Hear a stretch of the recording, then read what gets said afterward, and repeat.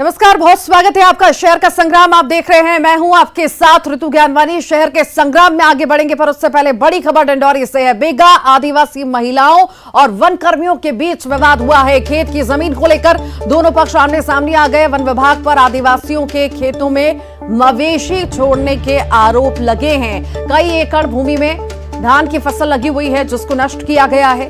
बैगा आदिवासियों परिवारों का दावा है कि करीब 40 साल से वन भूमि पर खेती कर रहे हैं। वन विभाग के खिलाफ लामबंद हुए हैं बैगा आदिवासी। समनापुर वन परिक्षेत्र के समर्धा गांव का यह मामला आपको बता रहे हैं। ज्यादा जानकारी के लिए विजय हमारे साथ जुड़ गए। विजय, क्या ज्यादा जानकारी? जी ऋतु, मैं आपको बता दूं, डिंडौरी जिले के समनापुर वन परिक्षेत्र अंतर्गत ये समर्धा गांव का पूरा मामला है, जहां पर वन भूमि पर मालिकाना हक को लेकर बैगा आदिवासियों व वन कर्मियों के बीच विवाद हो गया। गांव में निवासरत जो बैगा आदिवासी हैं, उनका दावा है कि उक्त भूमि पर वो सालों से जो है उनका कब्जा है और उस भूमि पर वो खेती करते आ रहे हैं।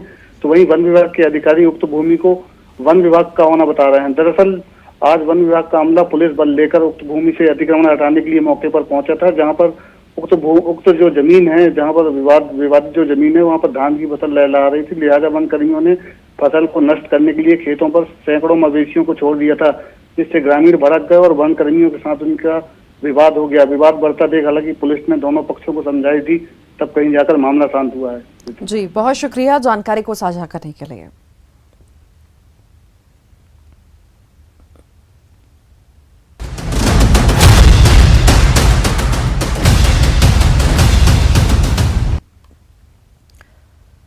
मध्य प्रदेश के 37 नगरीय निकायों का कार्यकाल पूरा हो चुका है। नगरीय प्रशासन ने प्रशासक नियुक्त किए हैं। अगले नगरीय निकाय चुनाव तक अब निकायों की कमान संभालेंगे। अलग अलग निकायों में अब कमान संभालेंगे तहसीलदार, एसडीएम और कलेक्टर को बनाया गया है प्रशासक। नगरीय विकास एवं आवास विभाग ने ये आदेश जारी किए हैं।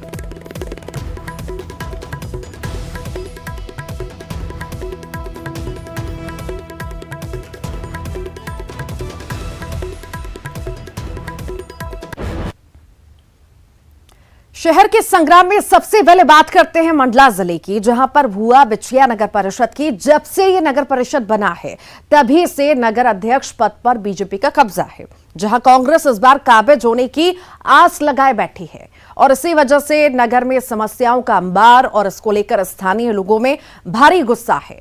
तो वहीं शहर की सरकार चलाने वाली बीजेपी अध्यक्ष विजेंद्र सिंह कोकाडिया अभी भी हार मानने को तैयार नहीं है।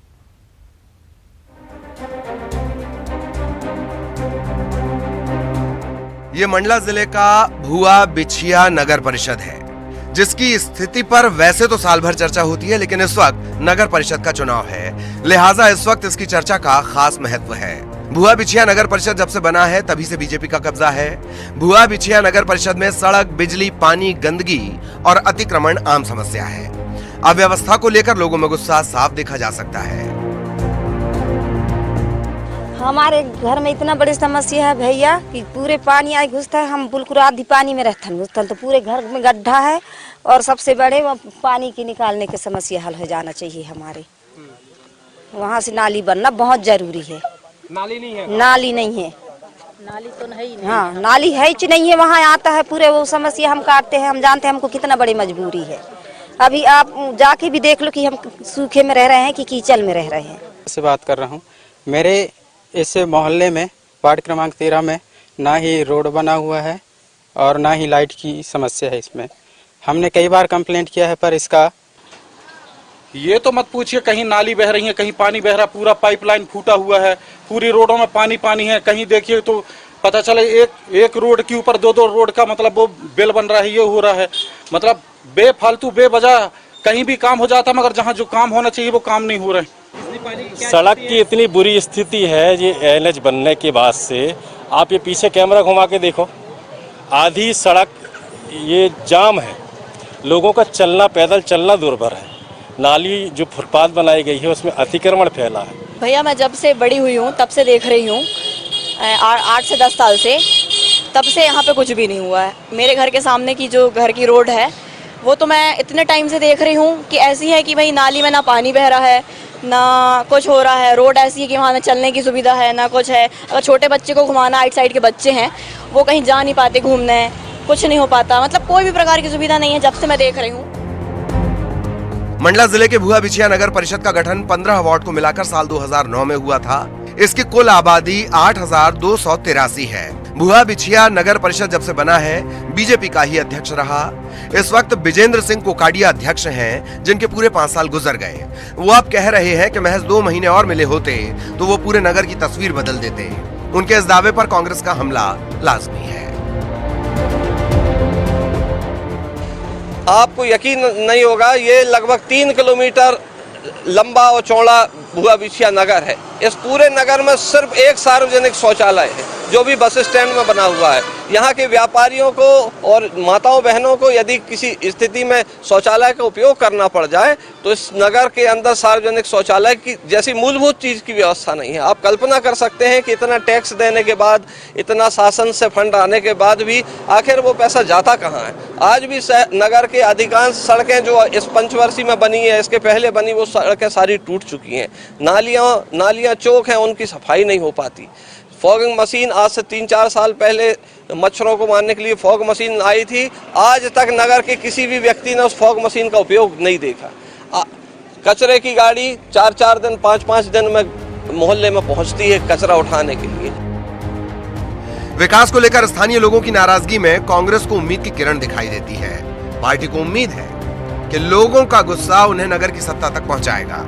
तमाम आरोपों, जनता के गुस्से और जमीनी हकीकत के बावजूद विजेंद्र सिंह काकोडिया के आत्मविश्वास की दाद देनी पड़ेगी, जो अपने 5 साल का कार्यकाल पूरा करने के बावजूद अगली बार नगर की तस्वीर बदलने और विकास की गंगा बहाने की बात कह रहे हैं। जबकि पिछले 5 वर्षों में उन्होंने क्या किया, इस पर बोलने के लिए उनके पास कुछ खास नहीं। और जो टेक्निकल रूप से जो समस्याएं आती हैं, उन समस्याओं के कारण से काम रुके पड़े हैं। नहीं, बाकी पूरा काम हमारे पास प्रगति पे है, विकास के पथ पे है। आने वाले 1 पंचवर्षीय हमको काम मिलेगा। 1 पंचवर्षीय के बाद लगभग बिछिया के जो शहरी क्षेत्र है उससे समाप्त हो सकेंगे और ग्रामीण क्षेत्रों में भी हमारा काम आपको दिखेगा।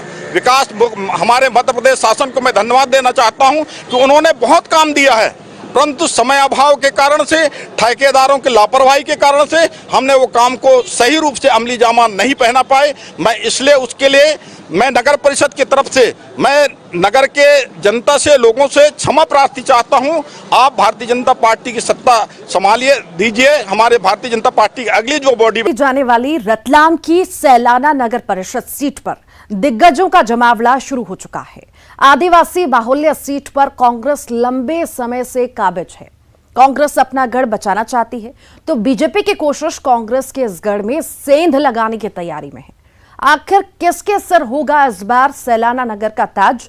कौन बनेगा इस बार सैलाना का सरताज? आइए जानने की कोशिश करते हैं। लेकिन सैलाना को हमने एक चुनौती के रूप में लिया है और निश्चित रूप से हमारी पूरी तैयारी है। चुनाव की पूरी रूपरेखा भी हमने तैयार की है। हमारे सभी विधायक जी हैं, अध्यक्ष जी हैं, सब लोगों का मंथन हुआ है और हमारा ये प्रयास रहेगा कि हर हालत में हम सैलाना इस बार जीतेंगे। मुझे लगता है ग्रामीण क्षेत्र में जैस का प्रभाव ज़्यादा है, नगरीय क्षेत्र में इतना नहीं है, तो नगरीय क्षेत्र में हमारा मुकाबला कांग्रेस से ही होगा। 15 वार्ड है, कितने जीतेंगे इस बार? ये भविष्यवाणी नहीं कर सकता, लेकिन बहुमत मेरा ही होगा। उधर कांग्रेस अपनी परंपरागत सीट पर जीत को लेकर आश्वस्त नजर आ रही है। कांग्रेस की माने तो महंगाई से लेकर बेरोजगारी और भ्रष्टाचार तक, केंद्र से लेकर राज्य सरकार तक के खिलाफ लोगों में गुस्सा है। इसका लाभ उन्हें मिलेगा।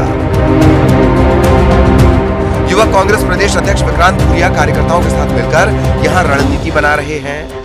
उनका कहना है कि हाल ही में हुए नगरीय निकाय चुनाव में कांग्रेस को जबरदस्त सफलता हासिल हुई है।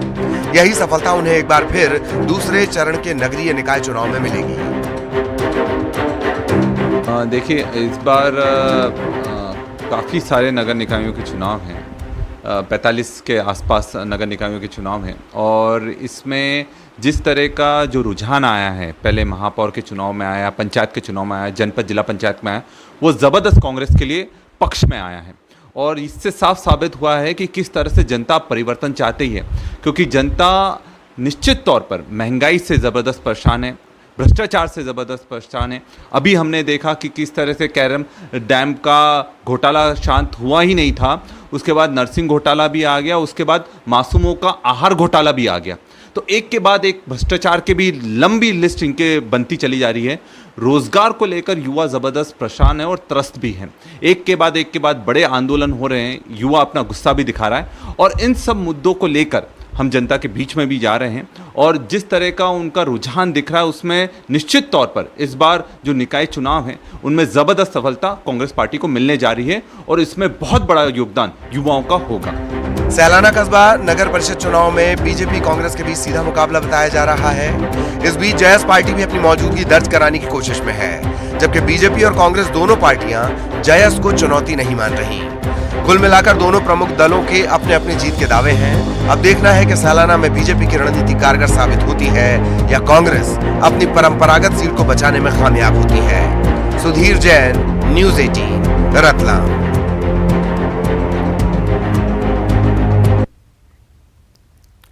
छिंदवाड़ा जिले के कोयलांचल क्षेत्र की मुख्य नगरपालिका जुन्नारदेव में चुनाव को लेकर मतदाता तैयार हैं। शहर के सत्ता पर काबिज कांग्रेस कुर्सी बचाने के लिए तो पिछली बार के चुनाव में सत्ता से बाहर हुई बीजेपी कुर्सी पाने के लिए जोर लगा रही है।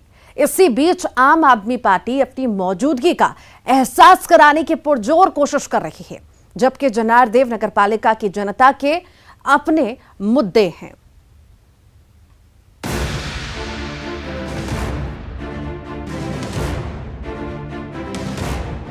छिंदवाड़ा से तकरीबन 40 किलोमीटर दूर स्थित ये जुन्नारदेव विधानसभा क्षेत्र है, जहां नगरपालिका चुनाव की सरगर्मियां तेज हैं। जुन्नारदेव नगरपालिका में इस वक्त कांग्रेस की सरकार है, जिसने पिछली बार बीजेपी को शहर की सरकार से बेदखल कर अध्यक्ष पद पर कब्जा किया था। पार्टी एक बार फिर से जीत के लिए जोर लगा रही है। बीजेपी की कोशिश फिर से शहर के संग्राम में बाजी मारने की है। इस बार मैदान में उतरी आम आदमी पार्टी के मुकाबले को त्रिकोणीय बनाने का दावा ठोक रही है, जबकि जनता के अपने अलग मुद्दे हैं। सामुदायिक स्वास्थ्य केंद्र जो हमारा हॉस्पिटल है जुन्नारदेव का, उसमें डॉक्टर्स की कमी है, उसमें लेडीज डॉक्टर की कमी है, बच्चों की डॉक्टर्स की कमी है।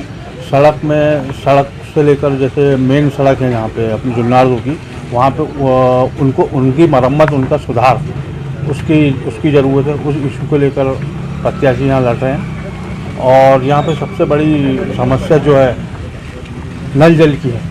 यहाँ पे जुन्नारदेव में जो ठंड हो, बरसात हो या गर्मी हो, पर्याप्त पानी नहीं मिल पाता। मतलब 18 साल बीजेपी ने यहाँ पर अपना नगर पालिका में मतलब राज करी और 18 साल बीजेपी ही जुन्नारदेव की नगर पालिका में थी।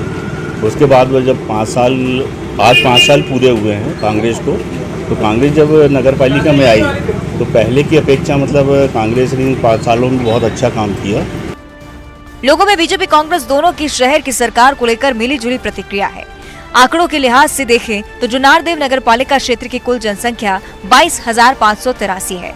इसमें महिला मतदाताओं की संख्या 11,530 और पुरुष मतदाताओं की संख्या 11,053 है। कुल वार्ड 18 है। समस्याओं की बात की जाए तो सड़क और पानी मुख्य समस्या है। कई जगहों पर सड़कों का हाल बहुत बुरा है। इसके अलावा अतिक्रमण भी गंभीर समस्या है। इस बीच मौजूदा समय में शहर की सरकार चला रही कांग्रेस तमाम उपलब्धियां गिना रही है। जो नहीं हुआ उसके लिए बीजेपी को जिम्मेदार ठहरा रही है। 38 सालों से एक सामुदायिक भवन का निर्माण यहाँ पे होने जा रहा था, जो किन्हीं कारणों से रुकता चला गया। बहुत सारी परिषदें आई लेकिन वो नहीं हुआ। मैं इसमें परिषद का भी धन्यवाद अदा करूंगा और हमारे क्षेत्रीय विधायक सुनील उइके का भी धन्यवाद अदा करूंगा, जिन्होंने उस बहुत बड़े मैटर को निपटा लिया और आज 42 दुकानों का निर्माण हो गया। ये हैंडओवर की कंडीशन में है। 42 लोगों को उसमें रोजगार मिला।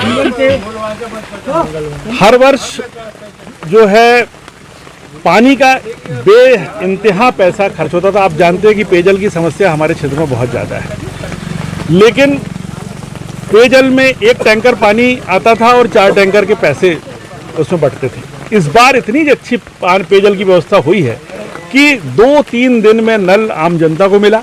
वार्ड में पहुंच के हमारे पार्षद लोग सक्रिय रहे और उन्होंने आम जनता को पानी उपलब्ध कराया। कांग्रेस अपनी उपलब्धियों के बखान के साथ नगरपालिका में दोबारा जीत के बाद भविष्य की योजनाएं गिना रही है। इसी बीच इस बार आम आदमी पार्टी भी मैदान में उतर आई है, जो अपने घोषणा पत्र के साथ मैदान में नजर आ रही है।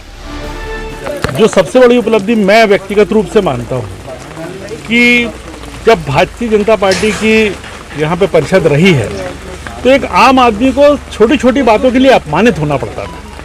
एक बड़ा गुंडागर्दी का एक प्रशासन हुआ करता था, कोई सीधे मुंह किसी से बात नहीं करता था, प्रशासनिक अधिकारी लोग भी एक अपनी मनमानी चलाते थे। लेकिन इस बार जब से कांग्रेस की सरकार बनी है, कांग्रेस के आम जन में एक जनभावनाएं जागृत हुई हैं कि नहीं, एक मान, एक सम्मान मिलता है, काम की प्रॉपरली सुना जाता है और भरसक कोशिश की जाती है कि वो काम संपन्न हो। जितने दिन पानी उतने दिन का पैसा लेगी, 1 महीने का पूरा पैसा नहीं लेगी। साफ सफाई, नालियाँ की स्वच्छता का चलाएगी और आम आदमी पार्टी जितने भी काम रुके हैं नगर पालिका से संबंधित उसको सर्वप्रथम पूर्ण कराएगी और भ्रष्टाचार मुक्त प्रशासन देगी। वहाँ पे सड़कें आप देख रहे हैं, मुख्यालय की सड़कें पूरी टूटी फूटी हैं। मुख्य मार्ग जो प्रवेश मार्ग है वहाँ से जुन्नारदो मार्केट में आने वाली सड़कें खराब हैं, इनका जल्द से जल्द निर्माण किया जाएगा। और रेलवे से जो अतिक्रमण हट रहा है उनके विस्थापन के लिए योजना बनाई जाएगी। जुन्नार देव नगर पालिका में प्रशासन चुनावी तैयारियां करने में जुटा हुआ है और इसी बीच तमाम पार्टियों के नेताओं के अपने अपने दावे और वादे हैं, लेकिन वोटर की चुप्पी प्रत्याशियों की चिंता बढ़ा रही है। राजेश करमेले, न्यूज़ 18 छिंदवाड़ा।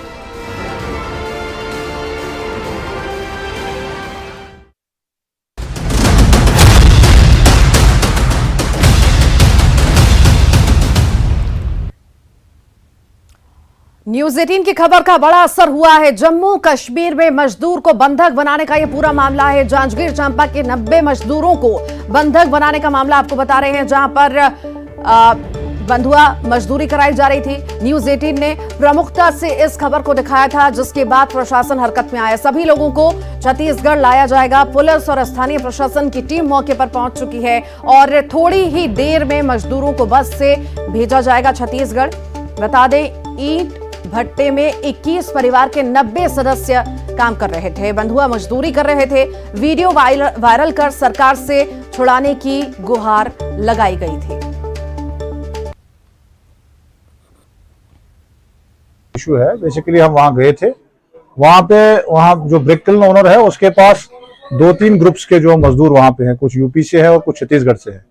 जो बाकी लोग हैं वहां उनकी तो कोई परेशानी हमें दिखी नहीं, दे वर वर्किंग देयर, वो काम कर रहे थे, उन्होंने किसी किस्म की शिकायत नहीं की। लेकिन एक ग्रुप जो छत्तीसगढ़ से जो लोगों का है, उन्होंने शिकायत की कि वो जो है उनको जबरदस्ती वहां बंद रखा गया है और वो वहां से जाना चाहते हैं। लेकिन जब हमने वहां देखा तो अपेरेंटली जो हमारी प्रिलिमिनरी इंक्वायरी है वहां ऐसा कुछ नहीं लगता है। बट ये सही बात है कि वो वहां पे आगे रहना नहीं चाहते हैं, लेकिन वो एक लीगल टर्मिनोलॉजी में कुछ वो जो है चाहते, एक ऑर्डर चाहते हैं, तो उसके मुताबिक वो जाना चाहते हैं। अदरवाइज वहां पे हमने उनको बोला था कि आप गाड़ियां उनके लिए मुहैया करवाई थी, तो उनको बोला था आप चले जाए, लेकिन they are reluctant to that. उनको जो है वो जो है उनको एज बॉन्डेड लेबर जो है डिक्लेयर किया जाए, जो कि मुझे जो प्रिलिमिनरी मेरा जो रिपोर्ट है वहां पे एग्जामिनेशन है वैसा नहीं लगता है। वी आर ऑन इट और हम कोशिश कर रहे हैं कि उनको वो जब नहीं चाहते यहाँ पे रहना तो उनको जो है खुश उसलूबी से। और आइए अब आपको नामीबिया से आने वाले चीतों की तस्वीर सबसे पहले न्यूज़ 18 पर दिखाते हैं। 8 चीते श्योपुर के कूनो लाए जा रहे हैं, जिनमें 3 नर चीते और 5 मादा चीते लाए जा रहे हैं। ये विदेशी मेहमान 2 से 5 साल की उम्र के हैं। आपको बता दें कि प्रधानमंत्री नरेंद्र मोदी अपने जन्मदिन यानी 17 सितंबर को प्रदेश के दौरे पर रहेंगे और इसी दिन कूनो नेशनल पार्क में 8 अफ्रीकन चीतों की शिफ्टिंग होगी। पीएम इस कार्यक्रम में शामिल होंगे। नामीबिया से लाए जा रहे चीतों की तस्वीरें सबसे पहले न्यूज़ 18 आपको दिखा रहा है। नामीबिया से आने वाले ये 8 चीते हैं, जिसकी तस्वीरें हम सबसे पहले आपको दिखा रहे हैं। 3 नर 5 मादा इसमें शामिल हैं। 17 सितंबर को कार्यक्रम रखा गया है कूनो में। और इसी के साथ ही फिलहाल के लिए इतना ही। खबरों का सिलसिला लगातार जारी है।